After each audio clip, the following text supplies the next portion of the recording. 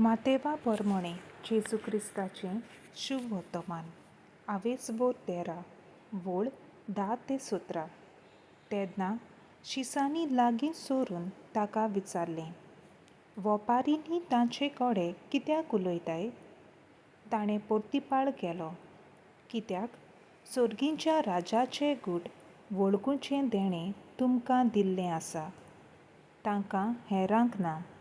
आसा तांकां देव आनिकूय दितलो आनी तांचें माप बरोवन वतलें, पूण ना तांकां आसा तें पुर्यान तांचें कोडलें देव काडून घेतलो.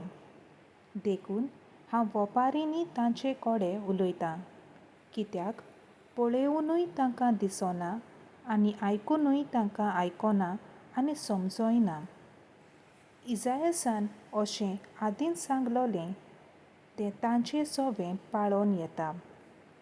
आयकून आयकून तुमकां कांय समजोचें ना, पळोवन पळोवन तुमकां कांय दिसचें ना, कित्याक ह्या लोकांचें काळीज जड निबोर जालां, तांचे कान बेरे जाल्यात, तांचे दोळे धांपलोले आसात, ना तर दोळ्यांनी तांकां दिसूंक लागतलें, कानांनी तांकां सारकें आयकूंक मेळटलें, मनान तांकां समजतलें आनी तीं म्हजेशीं परतून येवन हांव तांकां बरीं करीन.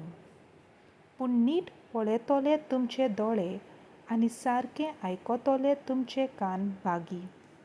हांव तुमकां खरेंच सांगतां, तुमी पळयतात तें पळोवंक जायते प्रवादी आनी धर्मवंत मनशां आशिल्लीं, पूण तांकां पळोवंक मेळ्ळें ना, आनी तुमी आयकतात तें आयकूंकूय तीं आशिल्लीं, पूण तांकां आयकूंक मेळ्ळें ना.